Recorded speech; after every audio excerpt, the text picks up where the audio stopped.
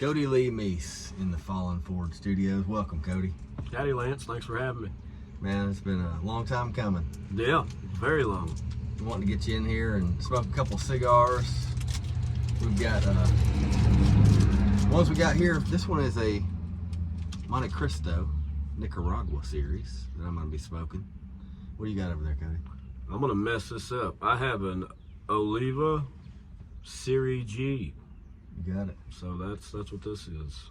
That's the box press with the torpedo end. That's the Maduro wrapper. It's a little stronger, but it's a smaller cigar, so it's like you can handle it. I hope. I know you can. What if I get sick in here, man? You'd be fine. I think after our trip to Nashville, we smoked a couple cigars on the way down there. That was got the Sprinter van kind of smoky in there. It was a good trip. It was. It wore me out.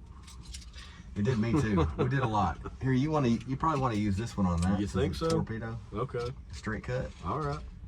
Hey man, I trust you. About yay much? Take off about so that it's maybe a little less than a dime. Okay. Yeah, something like that. So Cody, everybody knows you, man. Everybody around here knows you. Everybody. And there's a lot of people around this country that know you for your music. Singer-songwriter. You've been doing the thing. I've known you for years now, and we played a lot of the same festivals and shows, and know a lot of the same people. For people, I want to direct these comments towards this interview towards people that may just not know anything about you. So, because I know a lot of people, they know your background and kind of what you're doing now and things like that. So, if you're just watching this for the first time and you're just finding out about Cody Lee Meece, we'll talk about maybe the first time you picked up a guitar. So technically the first time I really picked up a guitar, I must have been 8 or so. It's one of the only real gifts I ever remember getting from my parents, and it was for Christmas, I think. And it was a little 3/4 size. And all I learned on it, my papa taught me how to do just the blues shuffle, you know. And I learned that, and then I didn't really have any interest then at that point, and I had a lot going on as a kid anyway. And then lo and behold, not long after having it, I don't remember if it was me or my sister. I've got a sister, and she's 364 days older than me, but we fought a lot as kids, and I don't know if it was on purpose or who even really did it. I can't remember, but a hole got stepped through the back of it, and that was the end of that. So I didn't wind up with another guitar until I was about, I don't know, I guess 14 or 15, and my papa, which is Gary Meece, he's the one that's in a lot of my songs. Him and my mama Betty raised me primarily, and but he got an Epiphone acoustic at a pawn shop. I remember the tag hanging on it said $18, and he swore he paid less, but I don't know if that's true. I think he might have just wanted to feel like he got a good deal. It was in terrible shape. The nut was made out of wood, and the strings were way high off the fretboard. Yeah. Build your calluses up real quick. Oh man, it was terrible to play. I mean, it was, but I was interested enough that I pursued through it, and I played that thing for, I don't know, a long time. My papa only remembered 2 songs. He played in the 60s, and I guess he just picked this thing up to mess around with it as something to do in old age. But he taught me Wildwood Flower and House of the Rising Sun. So those were the first 2 songs I ever learned. And House of the Rising Sun's the first one I ever learned to play and sing. And after he taught me those 2, I don't know, man, I remember him picking it up and me just getting interested in it. I don't know if it was that my papa was such a hero of mine already, and so anything he did was cool to me. So maybe him having that guitar, and me being at that age of kind of looking for something to do anyway, and sports weren't really my thing at all. I was always a loner, and even still, I'm kind of a loner just type, and I think that's just because I spent a lot of time alone as a kid. But I remember getting a hold of that guitar, man, and I don't know.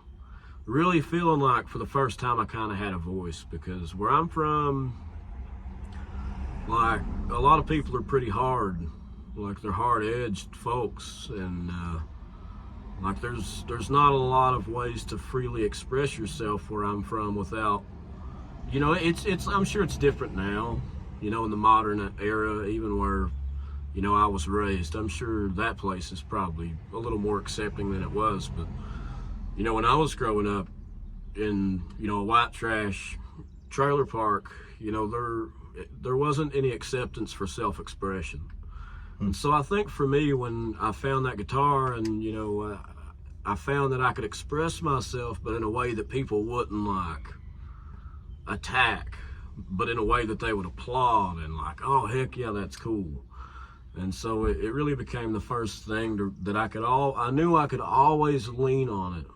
If I needed to say something, or was feeling a way, or thought I couldn't deal with something, you know, if you grab a guitar, like, always lean on that. Mm-hmm. And it was that for me through, man, just a wild series of storms that I've, you know, traversed in life.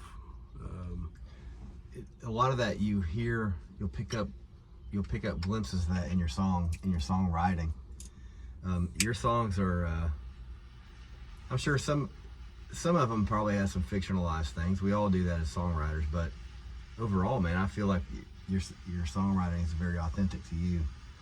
And one thing I want to ask you about, man, I hadn't thought about this before, you know, like you talked about maybe the trailer park and how your guitar, you leaned on your guitar and you had to be kind of delicate in how you handled yourself with the instrument. I think that's an interesting concept, because sometimes you feel like in life, maybe sometimes people try to hold you back because they're afraid that you're gonna leave them.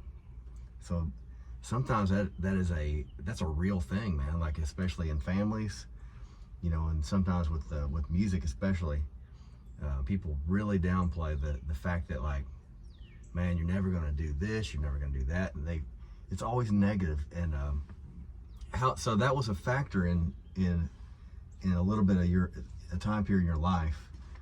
And what was the springboard where you're like, you know what, I'm just gonna do this. This is what I want to do.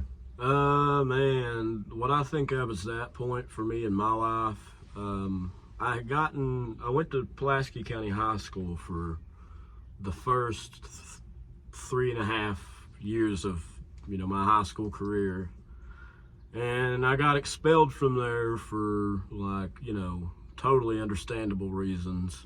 And when they kicked me out of there, I left home again, and I'd left home. I'd ran away a bunch or got kicked out. Like, I don't think my parents really liked that they were responsible for me, you know, in a lot of ways, because, I mean, I was that runaway kid. Like, it was hard to be responsible for me, I'm sure. You know, I didn't want to go to school. I didn't care. I pretty much knew early on that I wanted to ramble and I wanted to roam and I wanted to see what was out there, because I hadn't liked what was in front of me.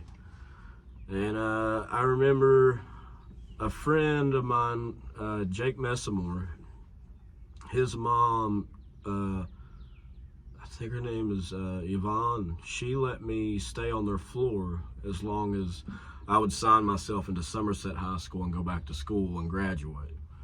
And so I thought, square enough deal, you know, because there was nowhere else to go.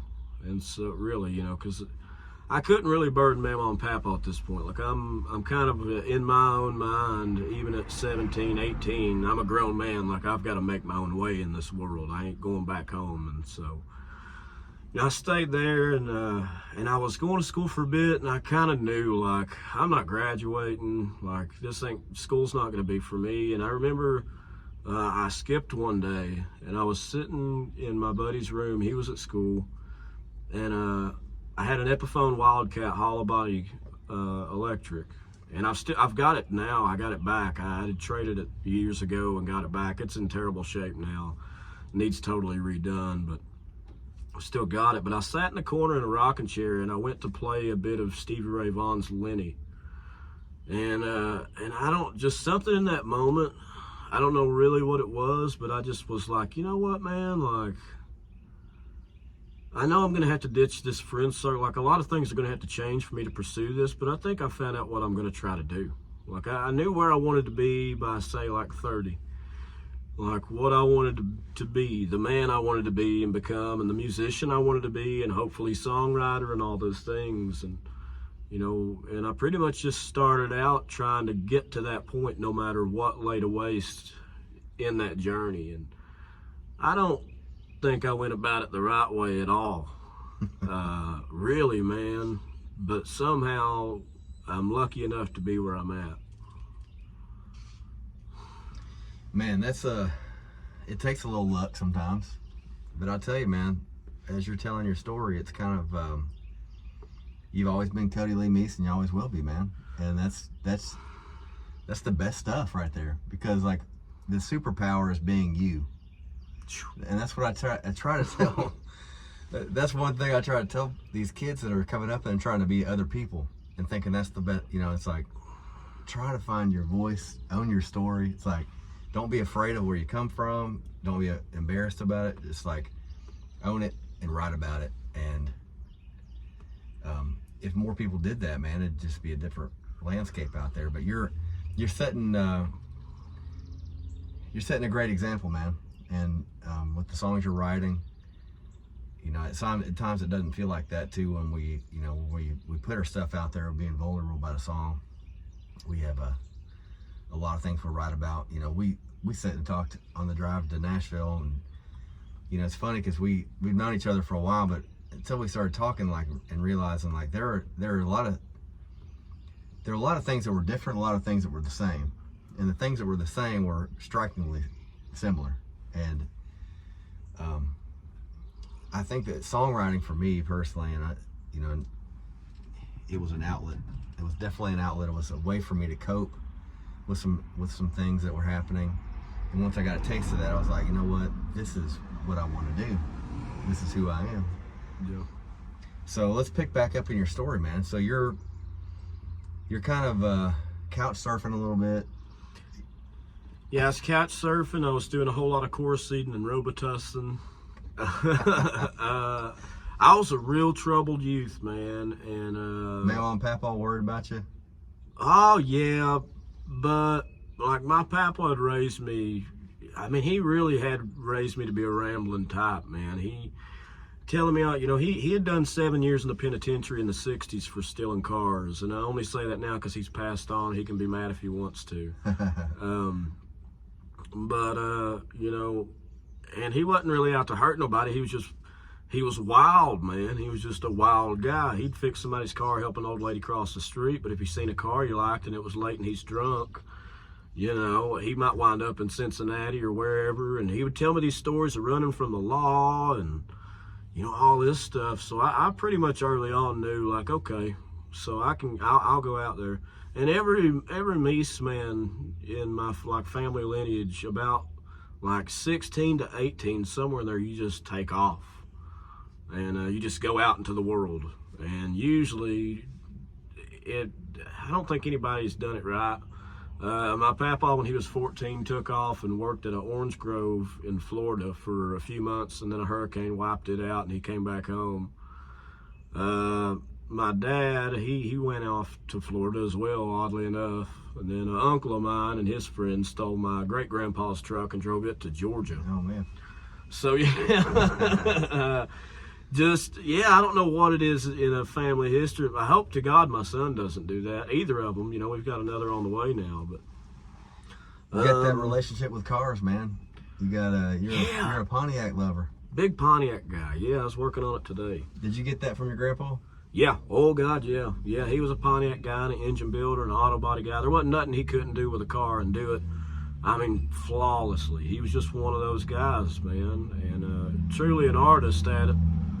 But, yeah, I remember, you know, I had that moment sitting there playing Lenny to backtrack, and I decided that music was what I was going to do. And so I got Mom and Dad to let me come back home for a bit so I could go, you know, get me a job and get me kind of a game plan together, what I'm going to do with my life. And so I got a job at Hardee's in Science Hill flipping burgers and putting them together. And I worked there long enough to save me up some money, and I made my mind up I was going to take a Greyhound bus to Nashville, and I was going to be homeless for about, I didn't have a time frame. I just was going to go down there, and in my mind, I was going to be homeless for a bit, and then I was going to make it, and I was going to come back home, and they'll have a big parade, and it's going to be great, you know?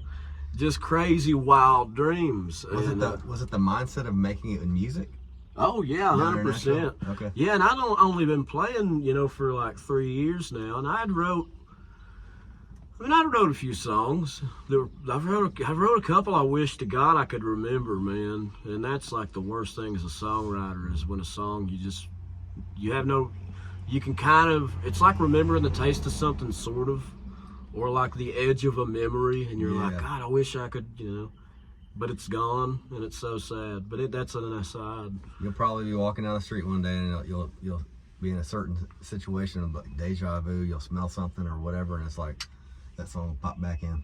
I hope so. I need to do more walking.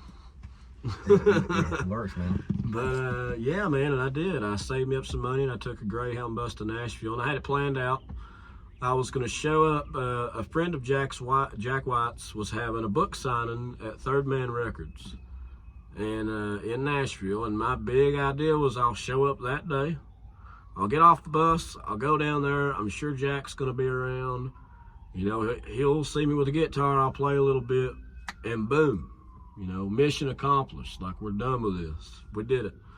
And I showed up. I got off the bus at like 6 in the morning or something in Nashville, and all I had was I had a duffel bag with a bunch of potted meat in it, and a carton of Marlboro Reds, and some clothes, and that was pretty much it. You know, hairbrush, toothbrush. And then I had a Stratocaster copy with no case, just a strap hanging off my shoulder, and I had an amplifier that I'd put into a briefcase, a little crate solid state amplifier, and that was my I'm gonna make it, this is all I need. And I showed up at Third Man Records, and there was 3 boys there sitting there from Bowling Green, and I tell them, you know, I'm from Somerset, Kentucky, and you know, I'm telling them my big plan, and they're of course thinking like, this kid is insane. Like, this kid's out of his mind and he has no idea. But they were really cool to me, man. And I waited around the book signing, and I waited and I waited and I waited, and time came and went, and I realized, like, my grand plan it's kind of falling apart here. So I finally, you know, the book signing's over, people are leaving, and them boys from Bowling Green give me a small Gatorade bottle full of whiskey, you know, and because I was already a drinker by that time, and they gave me that before we parted ways, and I thanked them. And the first thing I did was I finished that, and I went to a liquor store, and I ran into a bunch of homeless people there, and I told them what I was doing, what my big plan was, and could somebody go in the liquor store and buy me some vodka, I'll pay them for it.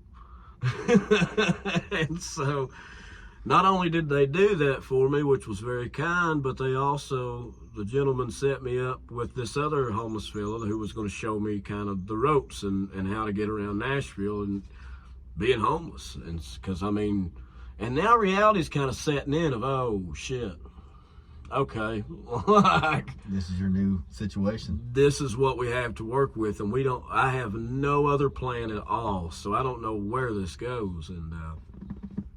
And sure enough, the first night, this old dude, we end up on top of a strip club. We have to climb up there, and we're on top of a strip club down there in Nashville.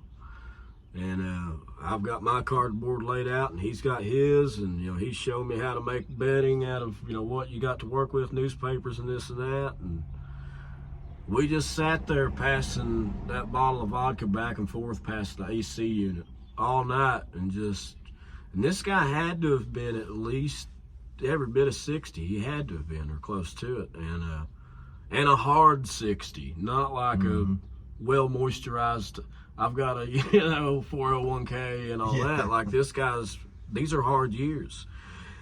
And we're passing that bottle back and forth, man, and he's just telling me about like his life and how he got there and how he had kids and stuff, and he was thinking about going to see them, but they're in Memphis, and like all this crazy, like it was such a wild and heavy thing to take in as an 18-year-old kid without having any idea of that.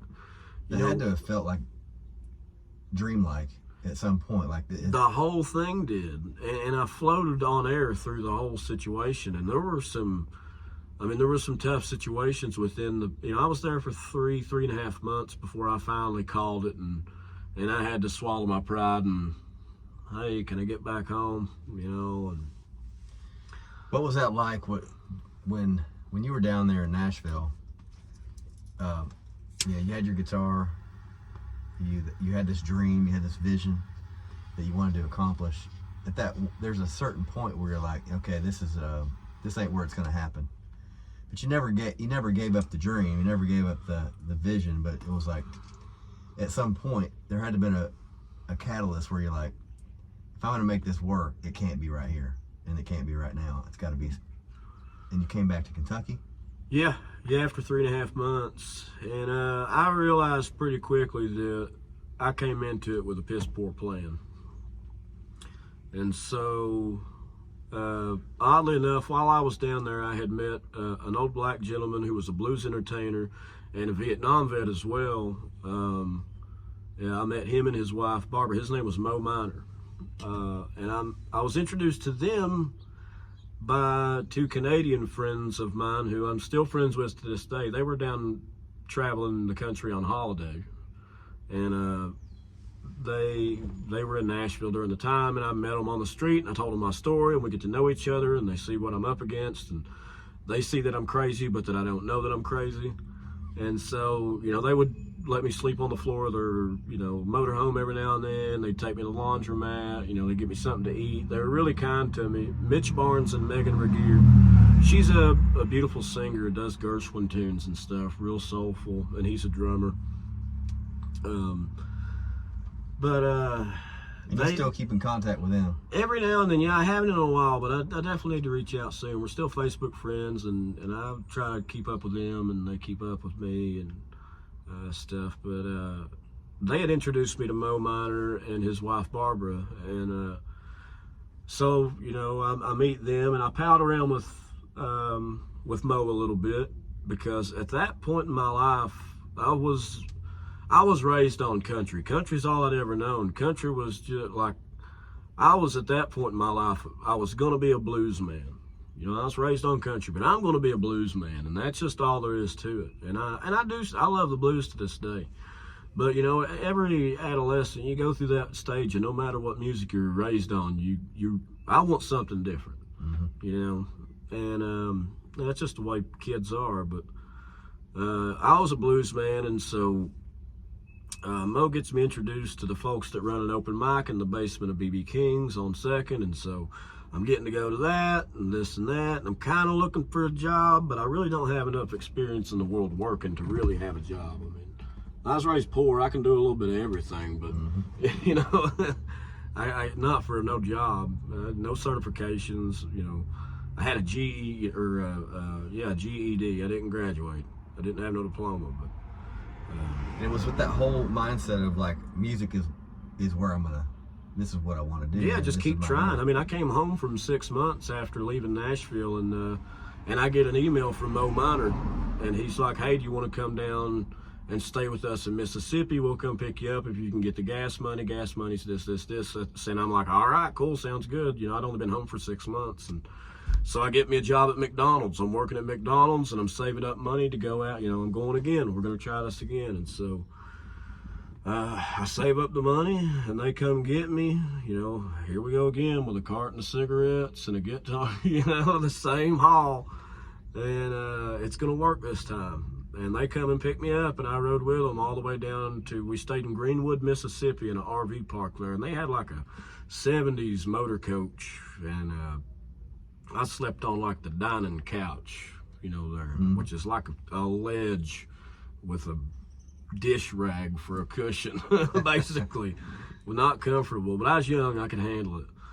And, Yeah, I stayed with them down there and bounced around Mississippi, Louisiana, and Texas for probably about 3 months. And I mean, a lot of times I'd be the only white face in the joint, you know, but Mo looked after me, and I never was treated bad, really. I got looked at kind of funny because I was, you know, at that point I was going to be Stevie Ray Vaughan. I was tucking my pants in my cowboy boots, and I had me a fedora. You know, I was a wild looking cat to be a young kid. You know, I barely had peach fuzz for a mustache. I had a ponytail, you know. And was Mo an active musician down there, like gigging? He was a blues entertainer, so he didn't play an instrument. But man, this guy, he was like, I don't know, dude, 6'2", 6'4", just a barrel house of a man.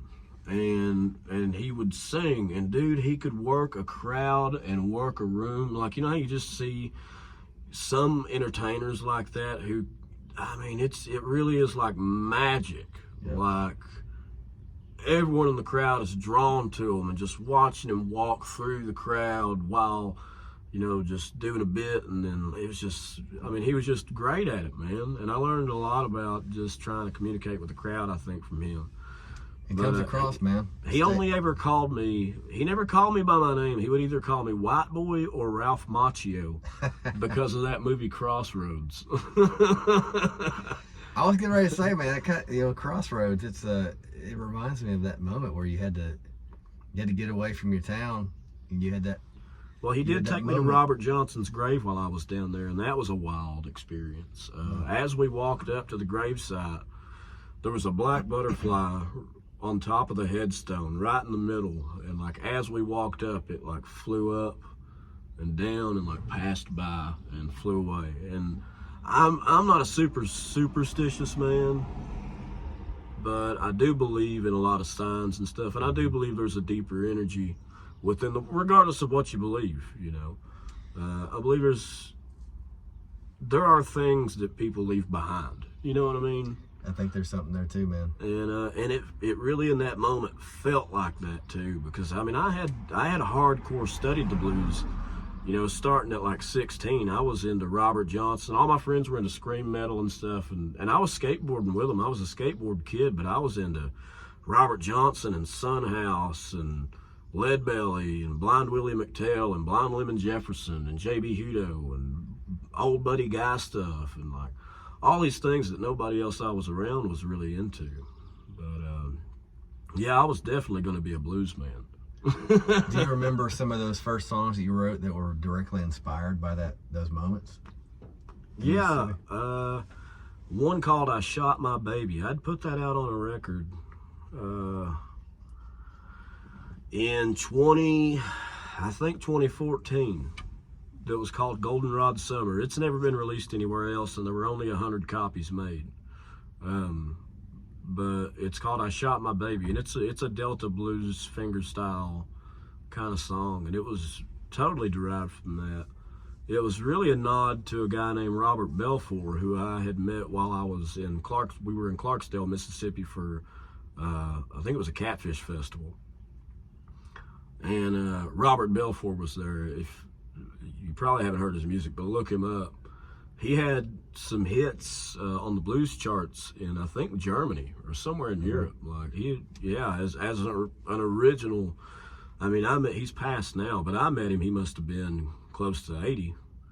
And Robert Belfour. Yeah, I'll check him out, man. And he was a legit Delta artist, one of the last, you know. And I got to meet him and talk to him and stuff. The one piece of advice he gave me as a young kid wanting to play the blues, he said, I've always used to pick, you know, and he said, listen, if you want to play blues, you're going to have to get rid of that plastic thing. And so when I play "I Shot My Baby," I'll never use a pick, you know. I've done it, but I try not to as a nod to Robert. But yeah, if you want to play the blues, lose the pick. I like that, man. You know, isn't that a beautiful thing about music too? I mean, I'm assuming he's passed on. I believe he has, yeah. I mean, he has to. That's been, golly, 14 years ago or something? 15, 16. It's been quite a while. Yeah. And so one of the beautiful things, you know, I do know who that is. Isn't that wild? She's just like walking by. Yeah. Talking. Of the band PTY. What's up? We're doing an interview. I gotta get you an interview in this truck sometime. I'm doing a Falling Forward right now, yeah. Yeah, with Cody Lee Meece. Check it out, you're gonna be on it. How cool, man. Yeah. I didn't know she lived around here. Anyway. You never know what you'll see in Marie. Isn't it a beautiful thing with music on how it is, you know, we mentioned his name. He had, you know, Robert Belfort. So he spent some time with him. You got to hear his music. He had an influence on you. And we're speaking his name right now and talking about him. His music goes on. Get some hits in Germany or overseas somewhere. And the way that it can turn out, man, is like sometimes those songs can come back around and have a new life. Yeah. And that's one thing I've always hoped for. And always dreamt of. I should have wished for money, but I've always wished that when my time comes and I go, that I'm remembered by many as a good songwriter. Yeah.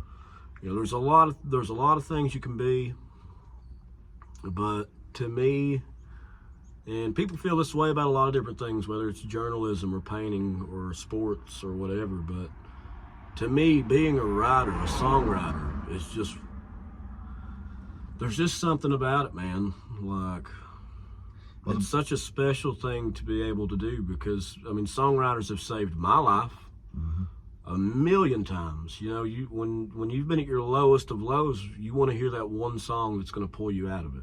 Somebody wrote that song, you know, and it's like, I want that to happen. Long after I'm gone, I want somebody to be having either a good day or a bad day, and they're like, you know what I want to hear?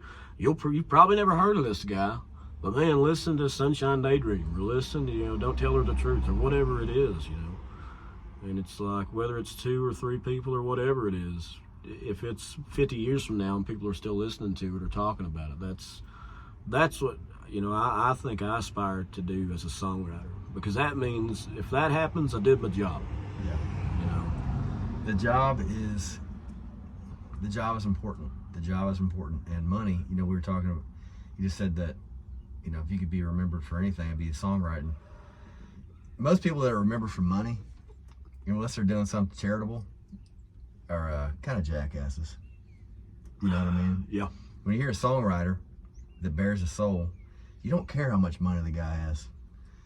It's right there. The value is right there. And I can tell you this, man, like as an artist, you have to do it. And whether there's money at the end of the day or not, it's not why we do it. We have to make a living somehow, and hopefully it's, you know, as a result of our music.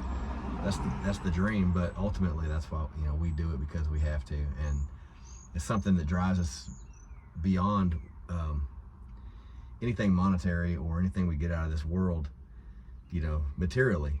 It's more of a spiritual thing, in my opinion, and the way that I felt it. We are approaching 35 minutes. We are going to do a part 2. Oh, well. What we're going to do, we're going to talk about these cigars real quick, and then we're going to stop this video, and then we're going to do a part 2. We talked about this before. We talked about doing a part 2. This will be the first on Falling Forward. This cigar that I've been smoking, it is a Montecristo Nicaragua series. Very easy smoking. I like a cigar that puts out some smoke, you know, and like, look at this one.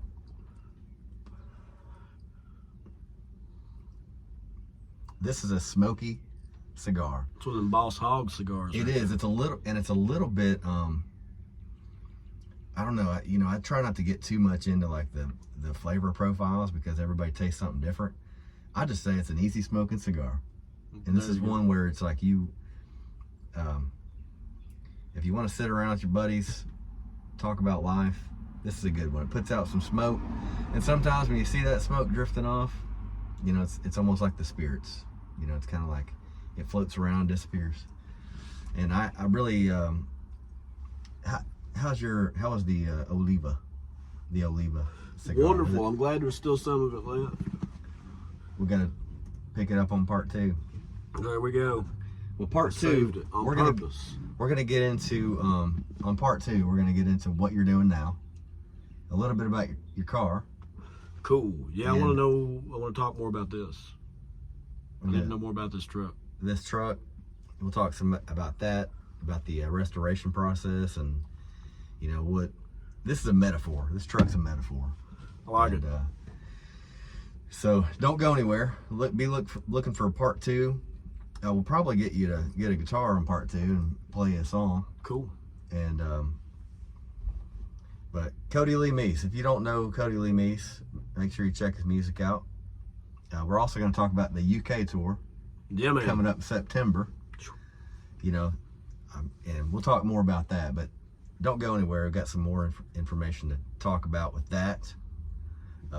Buddy right here, I'm wearing his shirt, the Rugged Revival podcast. He's doing some great things out in the UK. So we got a lot more to talk about in part 2. Probably do another 30 minutes over there. I'm down. I got nowhere to be. All right. This is Falling Forward. This is part 1, Cody Lee Meece. Stay tuned for part 2.